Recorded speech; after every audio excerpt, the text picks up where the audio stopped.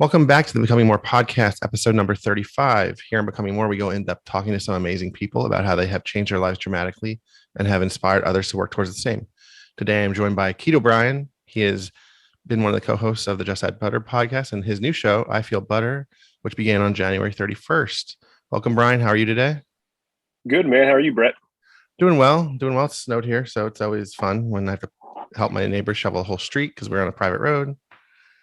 So that's always a great way to start a Saturday. Man, I mean, that's a workout right there, though. That's getting your workout in, though. Yeah. So you should be very happy. Yeah, I don't have to do that anymore today. Yeah, you're done. Exactly. So, Brian, one thing I like to ask each guest as we start the show is, what is the bottom line of your journey? Because Brian said so. Well, be straightforward with you. I'm the best there is, best there was, best there ever will be. So there's not really a bottom line to my journey. I've got to the point of where I'm at maintaining where I wanted to be. When I started my keto journey, literally, I didn't have a goal in mind. Well, I did, but it was like 75 pounds because like my max weight loss was like 70 pounds. So I was like, oh, I wish I could get 75 pounds and I'll be great. And I hit 75 pounds like 100 days in. Like that's how quick it dropped. And so I was like, are you like, is this freaking for real? And so like, it kind of changed my mindset of like what I could actually accomplish. And so I did away with the goal culture in my mind. Because the goal culture, I created a reward system that I would be like, oh, I hit my goals. And so I can reward myself with crap that I want to do. So I took that time to reflect and kind of just develop new habits and kind of just go through and see what I need to actually continue this journey on. And so truthfully, it's just to be the man, you got to beat the man, bro. And so I'm still not beat the man. I'm gonna keep doing it. So you want to throw a brother in there? Any more pro wrestling references? Oh yeah. So there you go. All righty. So I like to ask everybody as we start, just because it is a foundation that we all have, is background on how you like your weight, like growing up. Were you like in athletics? Were you like fat kid? Any experiences that led to like a gain that you saw that Gotcha. when you wanted to start? Yeah. So growing up, I was athletic. I played 3 sports: baseball, basketball, football. Very athletic. I was very in shape. And then as I went through high school, I kept getting hurt in football. And towards the end of my like junior, senior years, when I stopped playing, because my body just couldn't handle it anymore. And so I did that and started to gain a little bit of weight. And once I started college and I couldn't afford food, I was out of my parents' house and I had to take care of myself. I had my own apartment, had my bills to pay and stuff like that. I started losing weight again. So I was doing swimming. I was in like swimming in a bowling class in college because you could tell my first semester I didn't really care. I just, I got to do what I wanted to do. And I lost the weight that I gained in high school. And then roughly about 5 years later, when I was moved into like a banking job, a few years later, but 5 years into it, like I got more sedentary and lazy, had more money in my bank account, could eat anytime I wanted to. Ate my feelings rather than like dealt with my feelings and emotions, kind of try to bury them in nachos and, cheesecake. And that's where it was at. And I got to the point where I stress ate all the time. And then I comfort ate all the time and developed an eating disorder, like binge eating, and it was just got to my highest weight one time was like 360 something. Mm-hmm. And I was like, oh, I got to take a serious look at myself. I had to take a serious look. And I started with this thing called Advocare, and it's massive. Like it's there. It hosts a lot of bowl games for college football. So there's that. But they had like a 24 or 21 day system reset and all that stuff. Basically, it's like every other day you shit your pants. That's the whole the whole fun part about it. That sounds fantastic. Yeah, right. So for like 3 months, I did that, and I mean, you get to ship your pants for free. Kmart reference there for you, man. But I started that and I lost about 65, 70 pounds. And I was like, man, I'm in like 2X's. I'm no longer in 4X's. I'm looking juicy. I'm looking good. And I rewarded myself. I had this reward system where I was like, oh, I hit my goal weight. I'm fine. I'm below 300. And I did that and I yo-yoed for 10 years or so, like lose 50, gain 60, lose 80, gain 89. And it just like, it was a rotation and it took me until I started doing keto. to like wake up. And it was like during my keto journey, I got like 1 month into it. And usually this would like derail me. I got a kidney stone. And it wasn't from keto, it was from my past failures in my diet history. Mhm. And like I thought I was dying. Like I literally told my wife to call an ambulance because I thought I was dying. She convinced me not, because we're not paying $20,000 to ride into the hospital. So I got in there, and found out I had a kidney stone. But during that process, man, I found out that I have extremely high blood pressure, and so we're talking about stroke levels high. So it was like Mhm. 210 over like Oh, wow. 115. Like there was more surprised about my blood pressure than my pain, and I was like, I don't Mhm. care about my blood pressure. I care about what I'm feeling right now. And I kept saying, oh, it's just really high because of the pain. And they're like, well, it shouldn't be that high for that pain. All right, so we're going to pick back up. We're having a little bit of technical difficulty where Brian was talking about his stroke level blood pressure. Stroke level blood pressure. So they're more concerned about that. I was in like severe pain, man. And like, I was like, this is not great. And so I kept telling them, hey, like maybe the pain's elevating my blood pressure. Like, well, it would, but it'd be like slightly high blood pressure, not stroke level high blood pressure. So they got my pain. They got me on some like good like morphine shit, man. Like it was like I felt good. I got to fall asleep. Like it was one of those fun times. And so they woke me up after like my pain levels started to decrease, and they're like, "Hey, we're gonna administer some blood pressure medicine to you to see if we can reduce your blood pressure to get it to a safe level where we're comfortable for releasing you. And you need to go to see a primary your primary care physician." And I was like, I don't trust doctors, like Mhm. it's like, and they're like, no, seriously, you need to, because this is very dangerous. And I was like, oh, okay. So they got my blood pressure down, but it was still like 180 over 90. So it was still stupid high. And they said, we're going to release you. You're going to get a blood pressure medicine, and you need to find a primary care physician. So my brother showed up to the hospital that night. My wife was there with me. But he showed up and he was like, hey, my doctor, he's accepting new patients. He's a good guy. He's younger. You'd feel comfortable with him. So I made an appointment like 2 or 3 days later, went in there, did a test, blood test, and they told me I was pre-diabetic. And I was like, holy crap, like, are you serious? Like, it just like woke me up. And so from that mindset, I realized that I couldn't reward myself anymore to where I thought it was. And so the goal culture went completely out. Um, that I was like, okay, I need to get to where I want to be and just see what I can do. And after losing 75 pounds, I was like, oh, let's see how fast I can lose 80, 85, 90.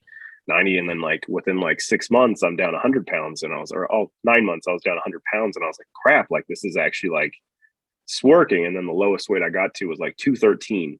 And at that point, I had lost over 125 pounds. And now I'm like maintaining 110-pound loss. And so I've gained 15, 16 pounds of it, which is, just completely normal. My body's found where its working weight is. And man, it just, that's what woke me up. That's what kept me going and why I keep doing this. Yeah, definitely. I mean, heard similar stories before. I haven't heard the 210 blood pressure. That's Yeah, it was, scary as shit. Uh, it's I know mine. I wouldn't recommend it, man. So Yeah, I know mine when I was in the hospital was like 170 something, and that was bad. But so as you're like losing the weight, did you start to increase your activity level a lot, or did you so like do it for slowly? I did it slowly. So for the first few months, I just did the weight. I just did the diet. I did keto. I didn't implement anything because I was like, I don't want to like try to do too much and then hurt myself. And so about 5 months into the journey, I'd lost about 80 pounds.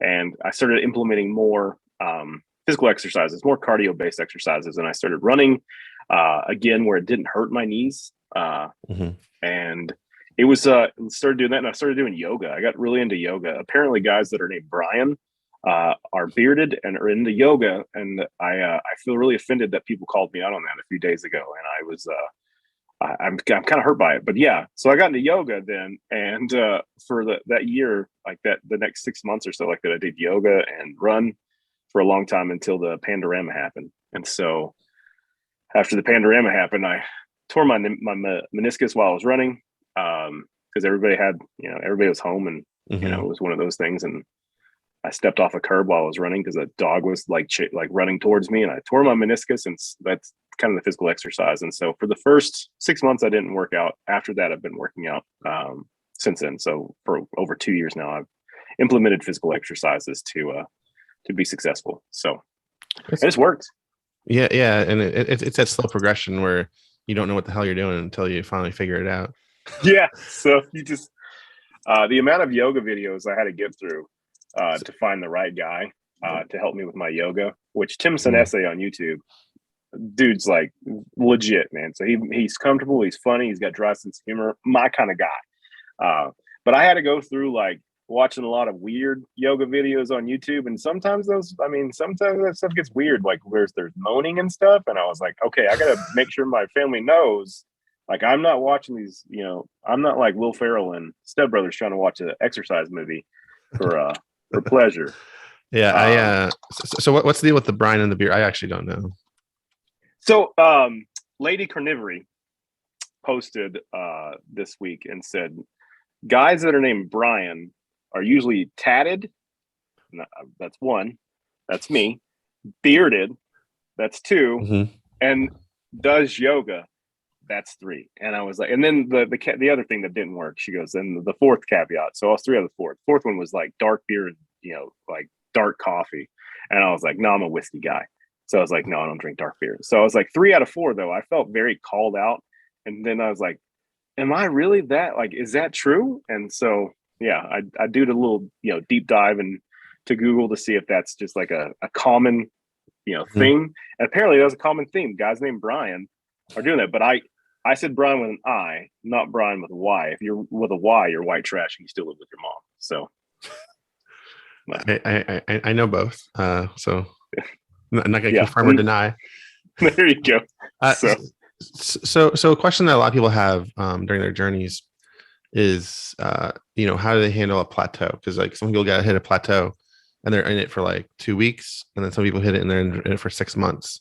Did you have any plateaus while you were in your before you got to your maintenance phase? Definitely. So like when I hit 80 pounds, like I said, I lost 75 pounds in the first 90 days. And so it was it melted away. It was like butter. Little reference plug there. Little plug there for you. But literally, man, it melted away. And for it took me another 5 months to lose 25 pounds. And so for the first in 90 days, I lost, I guess 6 months. It took me 6 months to lose 25 pounds after that. So I hit plateaus, but I could see my body was changing. And so I was like, okay. So the plateaus that I dealt with, it was just slowly coming off. It was just minimally coming off. And it was frustrating because I was like, why did I lose 75 so fast? And now I have to go through this. I didn't change any of my macros. I didn't change how I was eating. I just went through the levels of reducing, as you lost through Carb Manager. I don't know if anybody uses Carb Manager, but it gives you levels. Their genius technology says, listen to macros you need to eat. This is the amount of calories. This is the percentage of fat, percentage of protein, and then, where you want to be on carbs. And so I did that. And so as it progressed down, I stayed with the levels it was thing. And it finally busted. I busted the 100s. And then I slowly kept losing progressive when I lost over 125 pounds. And when I got down to 213, I was like, okay, I'm at my smallest weight. But I felt great, but I was like, I got to get better with my strength exercising. And so at that point in time, I started doing more of weightlifting. And so that plateau though is that you just gotta ride through it. You're going to get there. Eventually you're going to hit the end of the plateau and it's going to start to drop. Even if it's just a slow grade, you're going to see the drop. You can't get frustrated by it. You can't. And if you have to mess with your macros, mess with them a little bit. Just see what works. Yeah. And what you kind of were getting at with the how to handle the plateaus was also NonScale Victories kind of thing with you were seeing how your body was changing, right? So what were some of your during your initial weight loss, what were some of your favorite NonScale Victories you experienced that you hadn't before? Flying on a plane, man. So I was a big guy, and so I hadn't got to the point where I could lift up that tum-tum and stick the belt underneath where I didn't have to get the extra extender, but I didn't make it comfortable for people sitting next to me on a plane. And so I was that big guy that would walk on a plane at 6 o'clock in the morning dressed in a suit and tie. Cause I'd travel. For those that don't know, I'm a traveling banker. And so I was traveling. And so I'd get on a plane, immediately when I get off a plane, I had meetings when I landed. And so I got on, dressed, and I could see the eyes staring at me. Like that's what it felt like. And a lot of people were like, "Oh, you could have been it could have been myself, thinking that people were staring at me." But I really hated for the other person, like especially if they were in the middle seat and I was in the aisle seat, just them getting like squished, and I just Mhm. I hated it. And so once I lost all that weight and I stepped onto a plane for the first time as like a regular, just like a my size person now, I don't say regular, but like just where I am now, smaller than I was, like the only difference is I'm like 6'3", so people are just looking at me because I'm tall, not because I'm large, and like there's no issue there. And so buckling that seat on the plane, I'm right there just pulling the strap. And I still to this day when I get on a plane, I still take a picture of the strap. Like I'll still take a picture of it that I'm pulling it rather than I have like an extension rather than like it's hanging on by its life.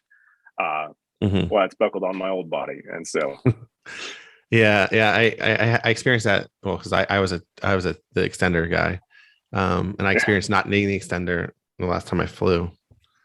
But it's a huge deal though. Like it was a that's huge. So I didn't need it, but then I asked major. for it because it was so tight.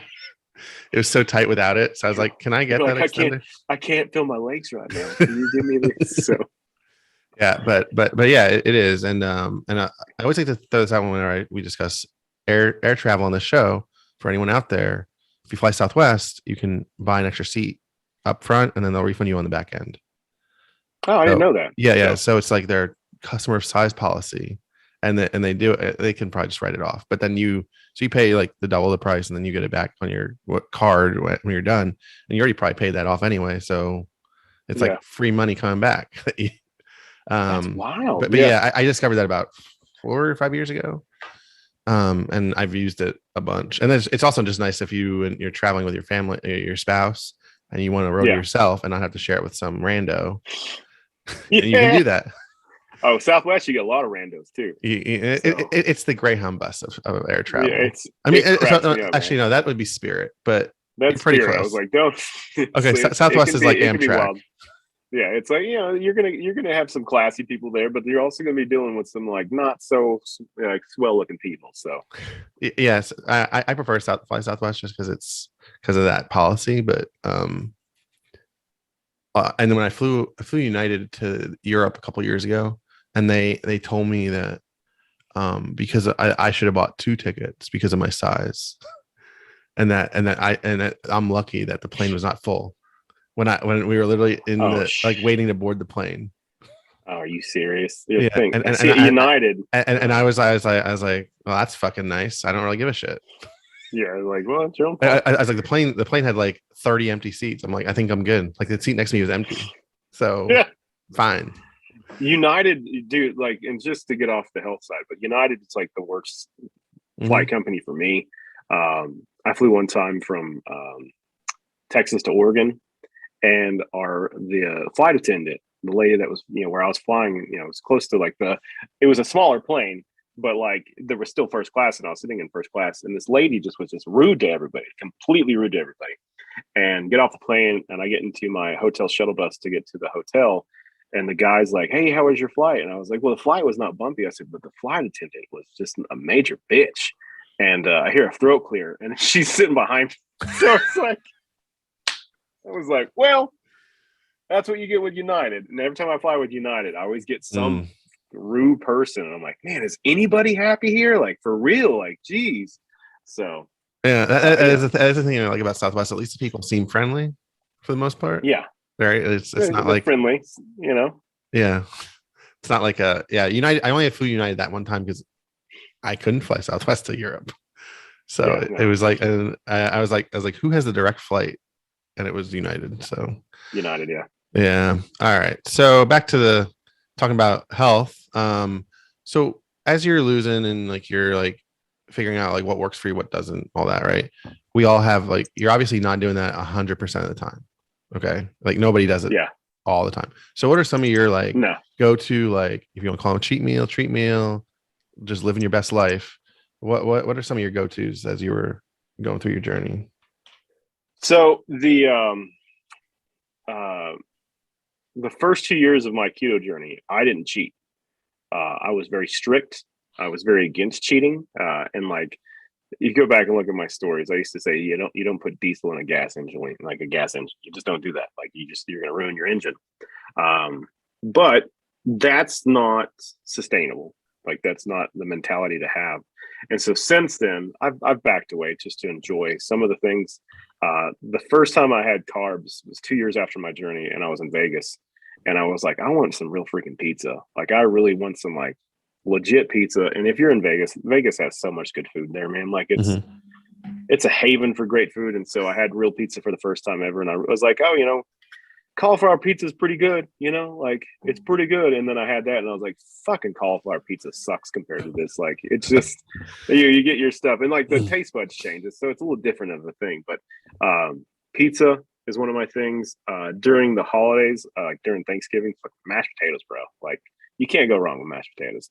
And so I got to enjoy some of that and like a piece of pumpkin pie. And so those kind of those things, I'm still very heavy keto. But the times that I know that I'll be like enjoying myself, I'll enjoy myself because I know how to reset myself and get back to normal. It's not like I'm going to gain 45 pounds and have to worry, but it's, I know how to stop and go. So. Yeah. And that's a good thing is that once you figure out how to live with it, right? Like you can't just have pumpkin pie every day. You can. Back in the day, man, like when I was fat, like you probably crush a whole pumpkin pie. Yeah, all throughout it, man. Just be done with it. Be like, hey, this is breakfast. So, yeah. But if you had the sugar-free whipped cream, you had balance. It's just like drinking a Diet Coke with having like $19 worth of tacos from Taco Bell. You drink that Diet Coke, you're safe, bro. That's balance. That's all that is. I like the sugar-free whipped cream that doesn't have sugar in it. Yeah, doesn't have sugar in it. It's just sugar-free whipped cream, bro. Right. Lando Lakes. And you just feel good about yourself. Well, the whipped cream's sugar-free. Pumpkin pie is great. Because whipped cream says sugar-free on the front of it, so it's sugar-free. Yeah, that's what. Yeah, it's sugar-free, man. So. All right. Yeah. I've seen that, and I actually tried some, and I was like, this tastes just like it tastes pretty close. Regular whipped cream. Yeah. It's really good.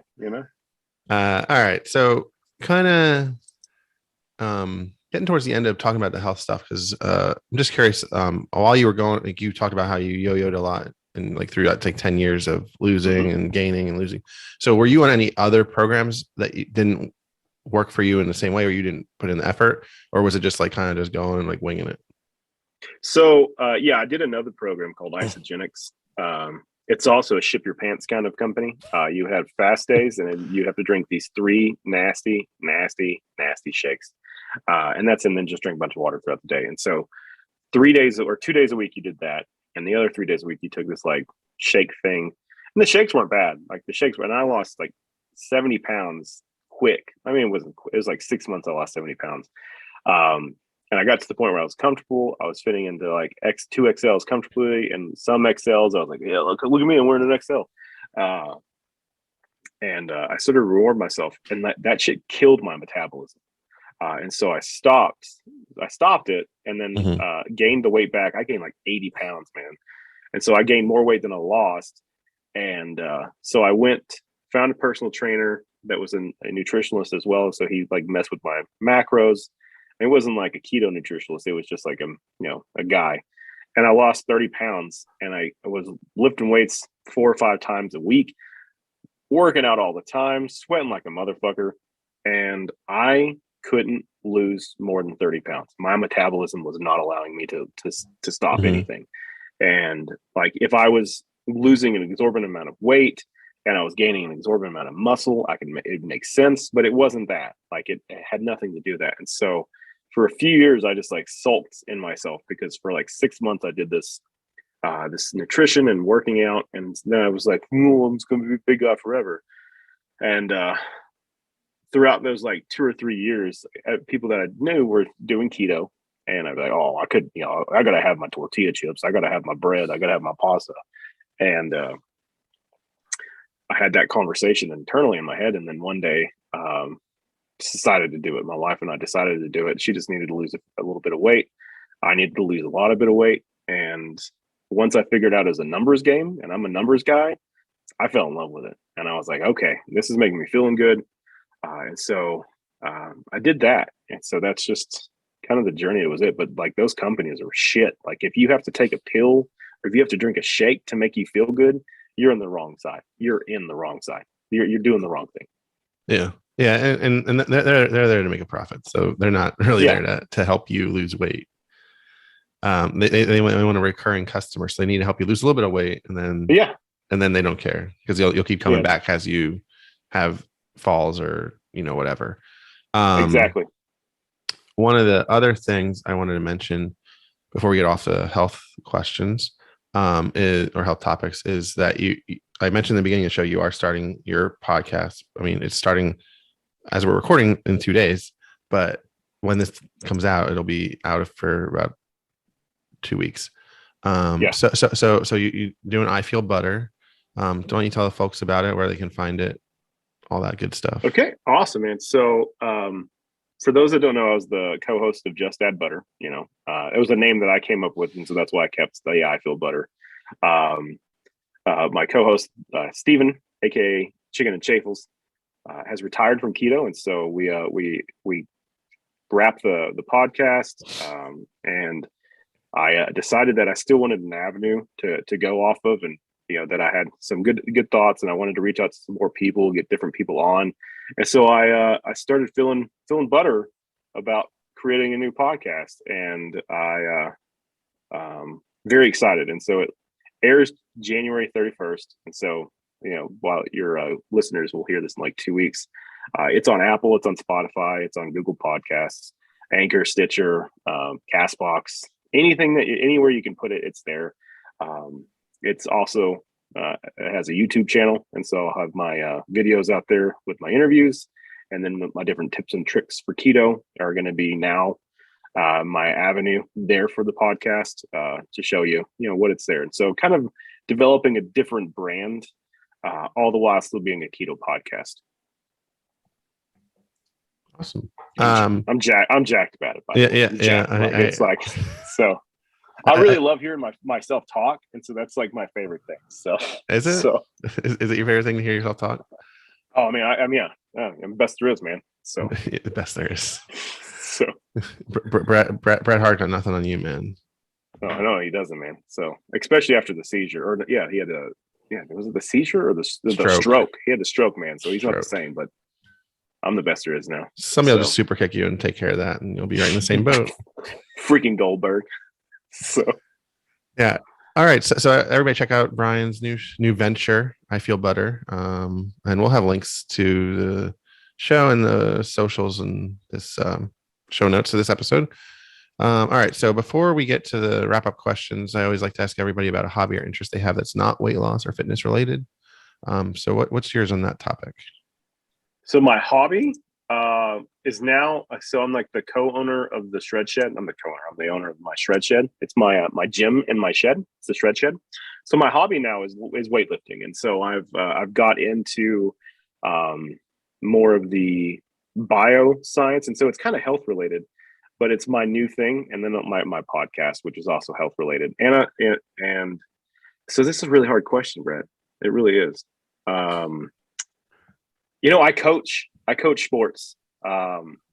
So I coach my daughter in soccer and basketball. I coach my son in baseball. I'll coach him in football in the fall. And so one of my hobbies is, it's not health related. It's just youth coaching. I love it. Like, I don't know what it is. It's just the connections that I build with these kids, even my own kids, like my own kids, especially, but like the different kids I've coached, the soccer team I coached that I just retired from. I had 6.5 years with a lot of those kids, and like it's just it's about building a healthy atmosphere for these kids to want to play and have fun rather than just be competitive and beat down. And so that was the type of coaches I hated growing up, is the coaches that were just like overly competitive, even though I'm overly competitive, but they try to beat you down and tear you back up rather than just like build you up and then build on strengths and have fun with it.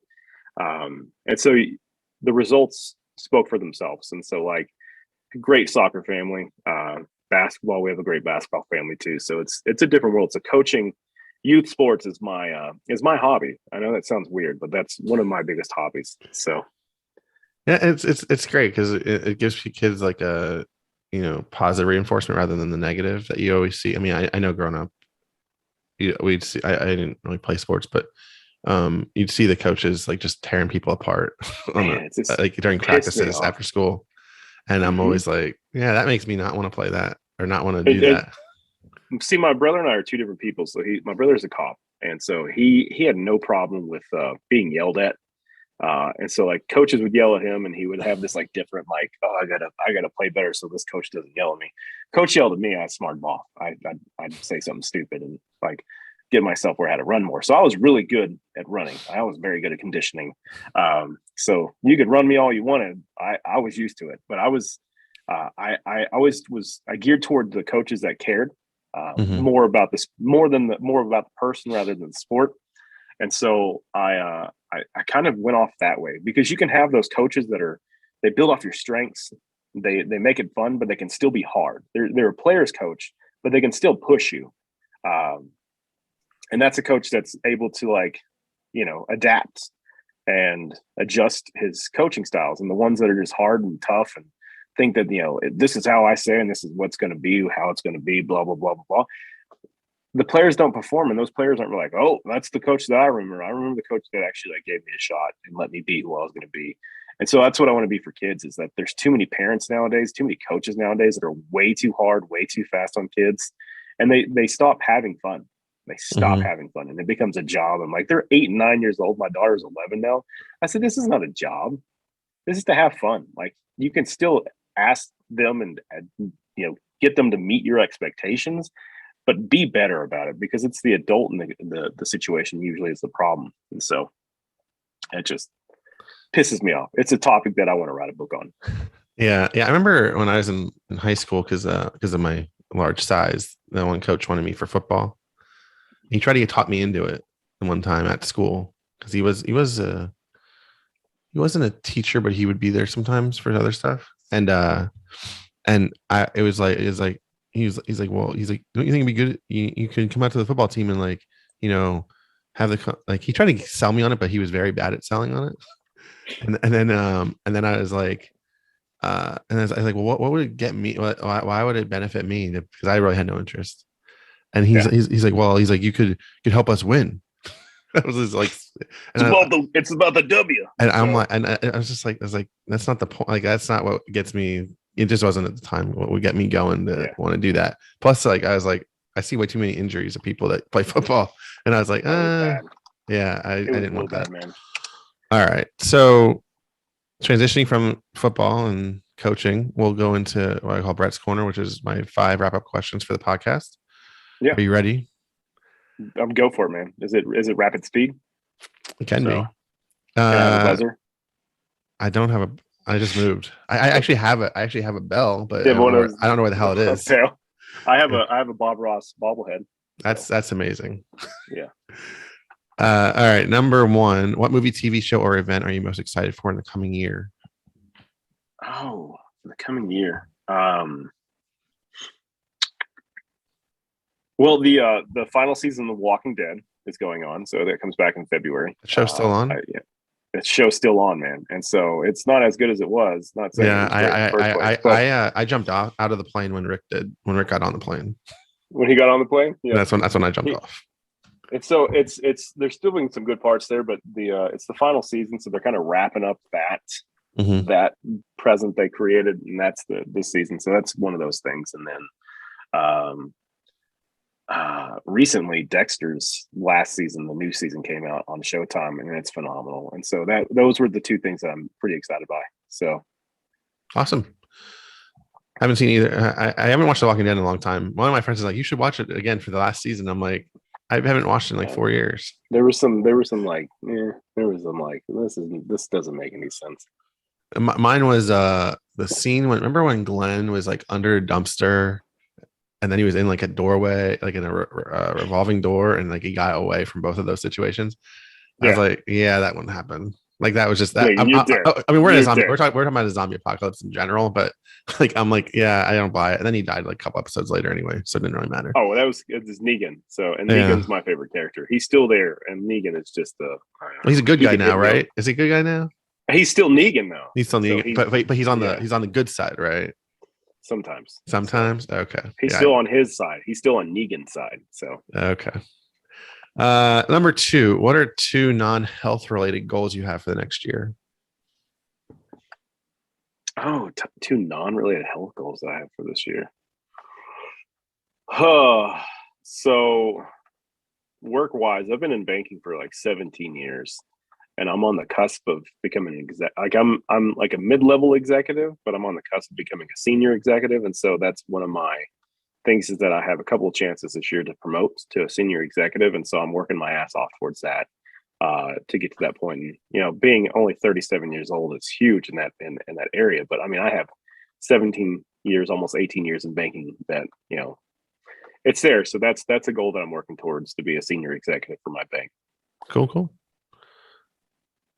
Anything else? Boring as hell, right? So no, I mean, work promotions and all that, and like work. You want those career goals, just you want those weight loss goals, right? So and weightlifting goals. It's another part of life. Goals, man. So, the weightlifting goals is just to get shredded. Like that's the whole point. So I'm a lean on some biohackers that I'm been in contact with, and get them to change up my nutrition to see if I can like change up my body type rather than have dad bod. Still have a dad bod, but just a more shredded version of a dad bod. So we'll see that that's ongoing. That's buffering right now. So it's buffering on the chub side. So I'll get there. Nice. But all right. Number three is if someone came to you saying they were lacking motivation to stay consistent, what three pieces of advice would you give them? So the first advice is to be your own motivation. Find things that motivate you. If it's taking pictures, if it's clothes sizes, find your non-scale victories fast, because if you're going to rely on weight and weight only, it's a tough situation. Don't let the scale be the what decides how you're gonna work towards your weight loss goals. Push yourself, be more, try different things. In my mind, I didn't think I could eat cauliflower at all, and now it's just like a daily thing that I'm like, oh, I'm gonna have some cauliflower. It's not bad, and now like it smells like garbage, tastes like it too, but it is what you have to you have to find your yourself in this side. Be intensely intentional is my new saying. So that's number two, is be intensely intentional. So when you decide something, go at it as hard as you can. Don't have this like major goal in mind. Just go at it as hard as you can and see the results that you're going to put in play. And then take your time. Take time to yourself. If you feel like you need a break, if you feel like I need a mental break, find what's going to work. Find a healthy alternative, or if you need a piece of pizza, eat a piece of pizza. But don't make yourself guilty about it. Don't turn the piece of pizza into two large size Pizza Hut, stuffed crust pieces with like 42 wings and a side thing of like Hershey cake. Be mindful of it. But that's it. Find what can make you feel a little bit better if you need it. Awesome. I like those, especially. I mean, I haven't talked about Pizza Hut in a long time. But number four, what have you discovered about yourself during your journey or transformation that surprised you the most? So the first thing is like the personal journey. Like 6 months in, I started to like reflect on like the mental health side of my health journey, and I started seeing. I had somebody reach out and say, "Hey, did you ever have an ED?" And I was like, "Bro, nah. I had no problem in the bedroom. Like that's nothing wrong there." Didn't realize ED was eating disorder, not the other thing. And so I was like, "Oh no, like okay." And then and so when I discovered that, I figured out like what triggered me. And so that was one of the things that surprised me most, is that I found that I had an eating disorder, not realizing that I had an eating disorder, and then two. I went through and I figured out what my triggers were and what to avoid, how to avoid it, and have a plan of action if I get down that road. So nice, yeah. Makes a lot of sense, and different types of EDs. Yeah, it's like to a guy you hear ED, you're like, bro, I'm like in my 30s, like I'm not on that blue pill yet. So the first time I saw it on Instagram, somebody talking about, there was a woman talking about ED, and I'm like, she's not talking about the same ED I'm thinking of. You're like, and she and then somebody in the comments is like, yeah, I have an eating disorder too. I'm like, oh, that ED.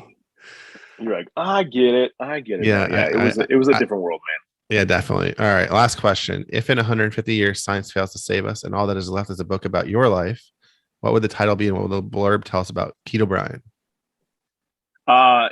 Best there is, best there was, best there ever will be. So ain't first or last. So a little mixture between Bret Hart and Ricky Bobby. So just Yeah, I like it, and it's so odd, so odd. Those are two people that would never mix. they shouldn't, but they will though. They will in Keto They Brian's will. life. All right. And my that's who I am. I'm a mixture of Ricky Bobby and Bret Hart. So but Okay. anyway. We'll see. We'll see if they ever make it to the WrestleMania main event. Right. So you know when Wolfrow was going nuts with all his stuff with like when he was like big, like huge actor.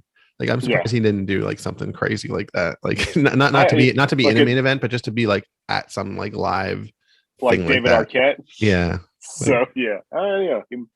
Yeah. He just didn't go that route, man. I know. All right. So I wanted to thank you for coming on the show. It was great having you on, even with our multiple technical difficulties. Yeah. So where can people find you if they want to reach out to you on Instagram or anywhere else on the internet? At keto.brian, also at I Feel Butter podcast on Instagram. I'm at I Feel Butter on YouTube and at keto.brian on TikTok as well. It's, the content that you're going to find on TikTok is my humor. And so it makes me laugh. And so sometimes it doesn't, it falls flat on the world, but it makes me laugh. And so it's a place for me to go share my own humor for me. There's that, but those are the three or four avenues that you can go to. Awesome. And we'll have links to all those in the show notes. I want to thank everybody for listening or watching this all the way to the end. Congratulations. You made it. Thanks for that. Make sure you check out the show notes for the links to all of Brian's accounts and I Feel Butter accounts and all that goodness. Be sure to check out my website, becomingbrett.com, which will be updated someday in the future. You can follow me at Becoming Brett on Instagram and Twitter. Show the show on Instagram at Becoming More Pod. Make sure you give us a 5-star review and DM me your thoughts about the show. I've gotten plenty of them. And make sure you come back next week to learn how we can all become more.